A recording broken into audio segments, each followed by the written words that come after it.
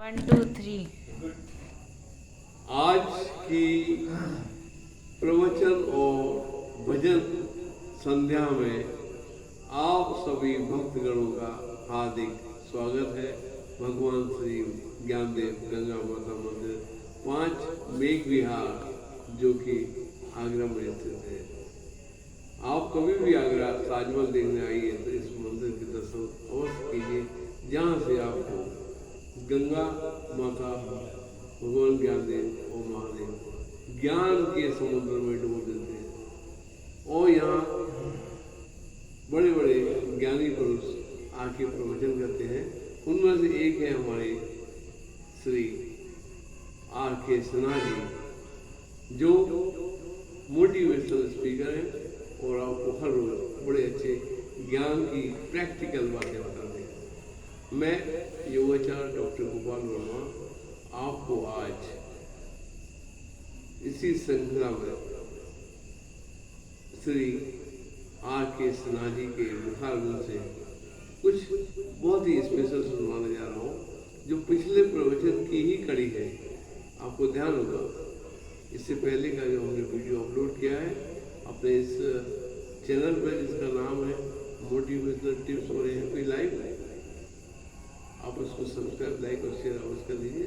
इसमें हमने बोला था 99 के चक्कर में आप मत पड़िए, उससे बचने के लिए उपाय श्री R.K. सिन्हा जी ने बनाए थे।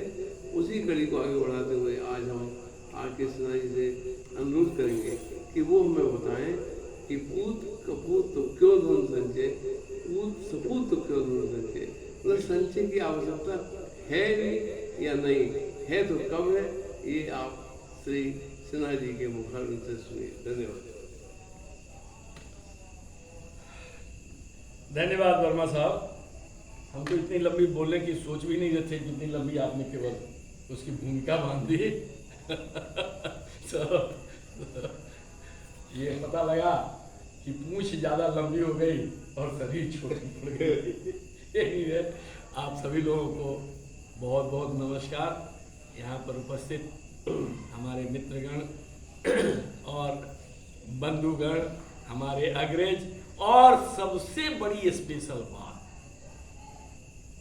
कि इन हम लोग जैसे उम्र के बीच में, राम साहब, पचौरी साहब, वर्मा साहब के बीच में एक नौजवान भी आज शामिल हुआ। वर्मा साहब का बच्चा जो अभी क्लास 10th का स्टूडेंट है, लेकिन इसको इतना अच्छा लगा और इसके जीवन में परिवर्तन एकदम सहज ही दिखाई दे रहा है कि ये लड़का काफ़ी अपने आप को बदल रहा है और काफ़ी इससे प्रभावित हो रहा है। सो मैं आप सभी से अनुरोध करता हूँ कि थोड़ा सा समय निकालिए। हालांकि समय बहुत कीमती है और समय से कीमती इस दुनिया में और संसार में कुछ नहीं है, फिर भी उसमें से जो भी समय निकाल सकते हैं, मैं नौजवानों से आग्रह करता हूँ कि हम लोगों के एक्सपीरियंस से कुछ फ़ायदा उठा लो, अपनी समय को बचा लो।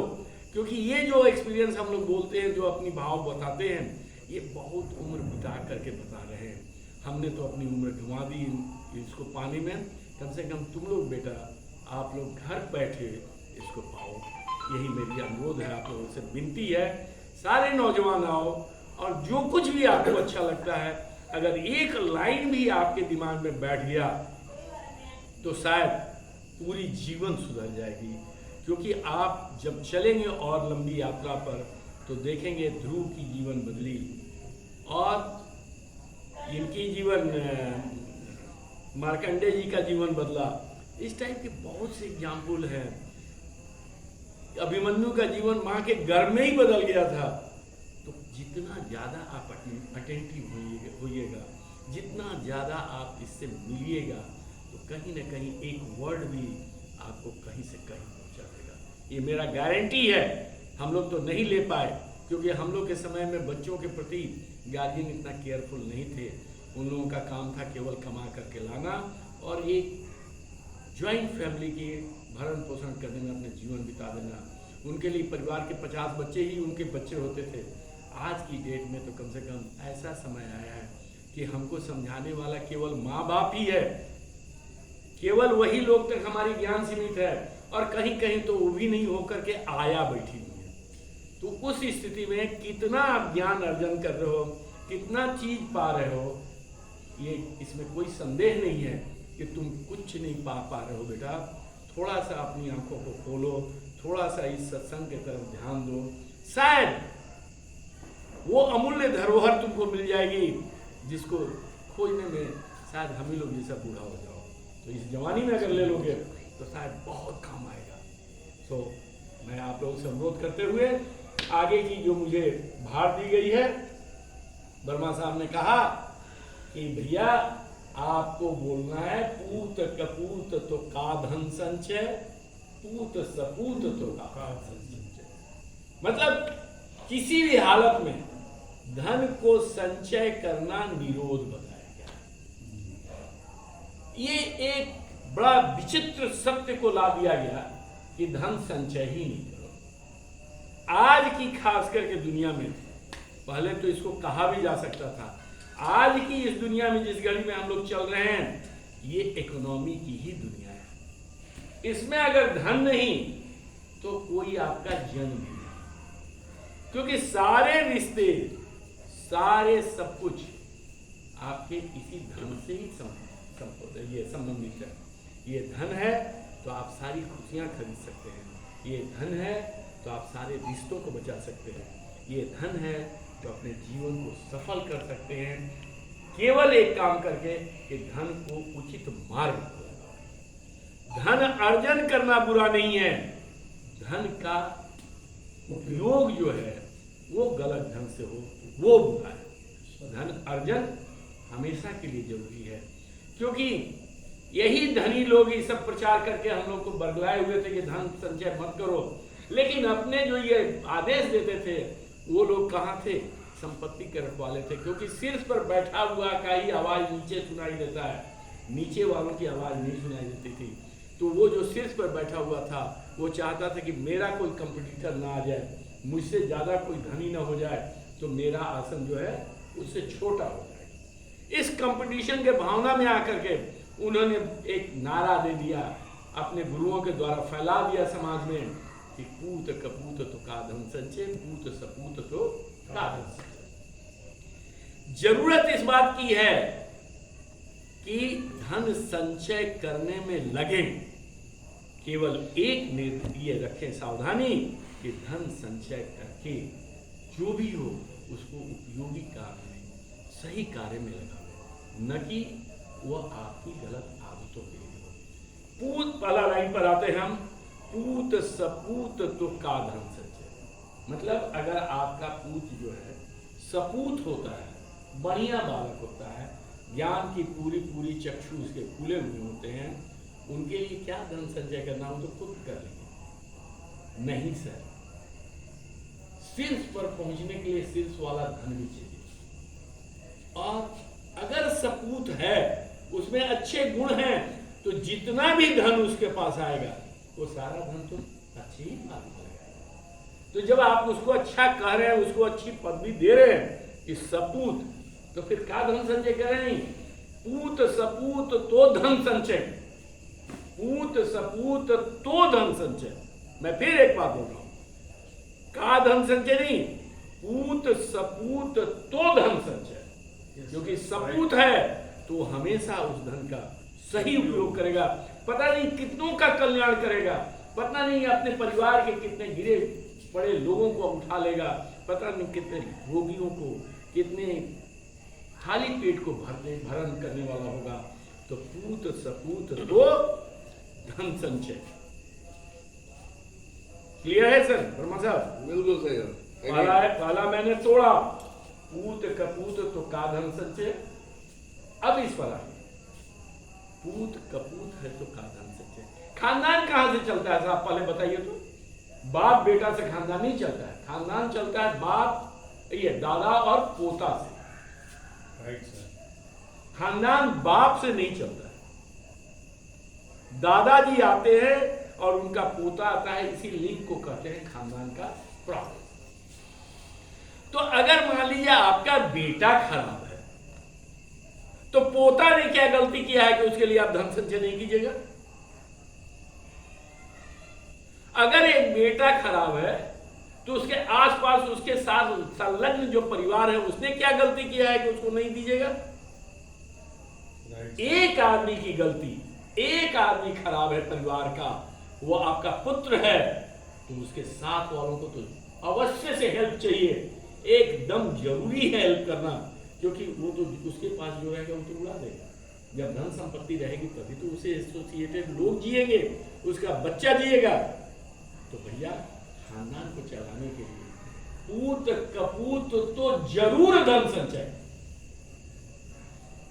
पूत कपूत तो जरूर धन संचय बहुत जरूरी है। इसको एक छोटी सी कहानी जोड़ते हैं, क्योंकि कहानियां जो हैं वो बहुत कुछ अपने आप में ही बता जाती हैं मैसेज को। तो एक छोटी सी कहानी मैं जोड़ता हूं इसमें। एक बहुत बड़े सेठ थे और बहुत पराक्रमी और बहुत दान वगैरह करने वाले थे। लोगों की उनके साथ बहुत जुड़ाव था सेठ के साथ। अब उनको चिंता हुई जब उनका वारिस कोई सही नहीं मिल रहा था। 3 बच्चों में 3 बच्चे थे उनके, तीनों बच्चों में वो खोज नहीं पा रहे थे कि हमारा रिप्लेसमेंट कौन होगा जो हमारी कुर्सी का अधिकारी बने, और जो मैं परंपरा लेकर के चला हूं उस परंपरा को लेकर चलते समय वो जो है सबका ठीक ठाक देखभाल करे, सबको उचित सहायता दे सके। इस उचित सहायता को देने के लिए पात्र खोजने के लिए बड़ा मुश्किल पड़ा, क्योंकि 3 बच्चे थे, वो नहीं चाहते थे कि किसी के साथ कोई भी नाइंसाफी हो। तो एक सिलेक्शन करने का एक दिमाग में आइडिया आया, इन बच्चों इनमें से कैसे मैं एक बच्चा को सेलेक्ट करूं। तो उन्होंने क्या किया, बोला बच्चों को तीनों को बुला करके, मेरे बच्चों मैं जा रहा हूं तीर्थाटन पर और मुझे करीब करीब 1 साल लगेगा, 1 साल के बाद मैं करीब लौटूंगा। सो मैं आप तीनों को एक एक बोरी धान देता हूं। जब मैं लौट के आऊं तो मेरा धान मुझे लौटा, एक एक बोरी में तीनों को देगा और कह करके दे करके वो चले। तो इस तरह से गए तो तीनों बेटा बैठ करके अपने अलग अलग सोचने लगे, क्या करें भाई, एक बोरी धान है, पिताजी बोल के गए, आदेश दे के गए हैं कि ये हमें लौटाना। भाई इसको अगर खुला छोड़ देंगे तब तो फिर मुश्किल हो जाएगा, कोई ना कोई इसमें से यूज कर जाएगा, तो मैं तो चोर बन जाऊंगा पिताजी के नजरों में। तो उसने क्या किया, एक ने उठाया और ले जाकर के तिजोरी में धान को रख करके बड़ा ताला। अब इसमें से तो कोई चोरी होना से रहा, और पिताजी जब आएंगे उनको ले देंगे। दूसरा एक दिन देखा तो अपने धान की बोरी में देख रहा है कि कहीं छेद कर दिया, चूहा खा रहा है। तो उसको बड़ा तकलीफ हुई, भाई जितना चुरा लिया उतना तो चूहा खा गया, तो मैं चोर बनूंगा। तो उसने उठा करके ये गया और एक खेत में डाल आने के बाद निश्चिंत हो गया कि अब जो है अगला 6-7 महीना में फसल कटेगी और फिर कूट पीट करके अपने पिताजी को निकाल दे देंगे। तीसरा भाई देखा कि भाई धान तो बड़ा उपयोगी चीज है, और उपयोगी चीज को अगर मैं रख दूं तो सड़ जाएगा, किसी काम नहीं आएगा। तो ये पिताजी जो मेरे हैं सबकी देखभाल करते हैं, सबको बराबर उचित ख्याल रखते हैं, और इस ख्याल को अगर बढ़ाया जाए तो क्या करते हैं, पिताजी अगर एक बोरी धान में 2 आदमी को खिलाए हैं तो हम क्यों ऐसा ना करें कि हम 20 आदमी को खिला दें। तो उसने जब ये दिमाग में आइडिया आया तो उसने क्या किया कि वो जाकर के उस धान को खूब बढ़िया खेत बनाया, खूब मेहनत किया, हल उल चला करके उर्वरा मस्ती किया, और उर्वरा करके उसमें ला करके वो एक बोरी बो दिया, और बोने के बाद जितना उसका निराई उड़ाई किया जाता है सब करना शुरू किया। उसमें से कंकड़ पत्थर और जितने घास फूस थे वो नित्य जा करके अपने से बदलता था, और उसको एक ही शौक थी कि मैं ऐसा लौटाऊं कि पिताजी खुश हो जाए। तो मैं हर दिन वो ये सोच के जाता था कि मैं पिताजी की विरासत को कायम रखूंगा और पिताजी को प्रसन्न करूंगा, उनकी छाती को लौटा। जब पिताजी आए तो तीनों को बुलाए, बोले भैया मेरा तुम लोगों को प्रति उधार है, लौटाओ। तो एक जने दौड़ करके गए, जो तिजोरी में रखे हुए थे, गए वहां से बोरा ले आए। बोरा लाए, जिसे बोरा पटका गया तो सब भूसा भूसा, कुछ नहीं, सब राख हो गया। अब वो माथे पकड़ कर बैठ गया, पिताजी मैंने तो बहुत बहुत सहेज करके इसको तिजोरी में बंद किया था, अब मैं क्या करूंगी, तो सड़ गया। दूसरे से बोले कि ले आओ, तो बोला चलिए मैं दिलाता हूँ आपको धान, एक बोरी मैं यहाँ नहीं रखा हूँ, मैं खेत में डालूँ। गया तो वहाँ खाली खरपतवार, और जो धान निकले हैं उसमें दाना नहीं, क्योंकि उसकी कहीं निराई पिराई कहीं हुई नहीं थी, खेती हुई नहीं थी, ऐसे ही फेंक दी। अब तीसरे की बारी आई तो बोला पिताजी मैं आपको दे रहा हूं, मैंने आपकी एक बोरी धान से 50 बोरी धान बनाया, मैं आपको सूद सहित लौटाता हूं, आप एक बोरी जो ले रहे हैं ले लीजिए 50 बोरी। तब बाप सोच के बेटा तुम ही उत्तर है, संपत्ति रखने की चीज नहीं है, संपत्ति खर्च करने की चीज है, संपत्ति अच्छे भाव में बेचने की चीज है, संपत्ति अच्छे भाव में लुटाने की चीज है।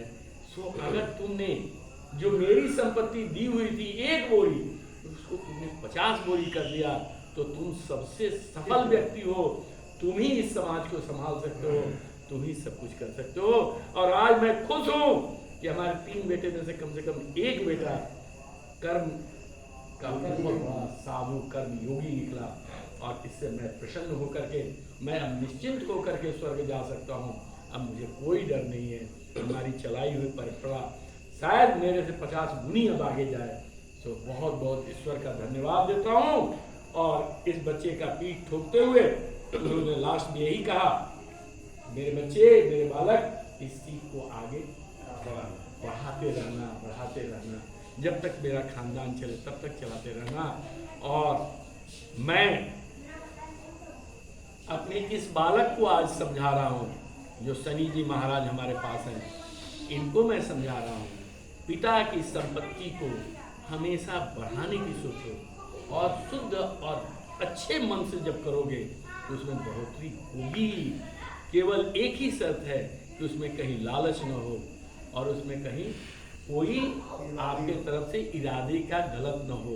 इरादा सही रखोगे, अच्छे रहोगे, तो संपत्ति बढ़ेगी, विरासत बढ़ेगी। आज 2 पैसा है, तुम लोग वो मेरे लाल, अभी तो तुम लोगों ने आंख खोला है जीवन में, तुम तो वो हो कि 2 पैसे से 2 लाख बना दो, 2 करोड़ बना दो। ये सब तुम्हारे कर्मों के ऊपर है। अगर आज अच्छी सीख मिली है तो तुम्हें बहुत बहुत सुनने के लिए धन्यवाद।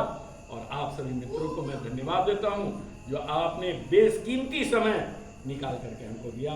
धन्यवाद, धन्यवाद, धन्यवाद।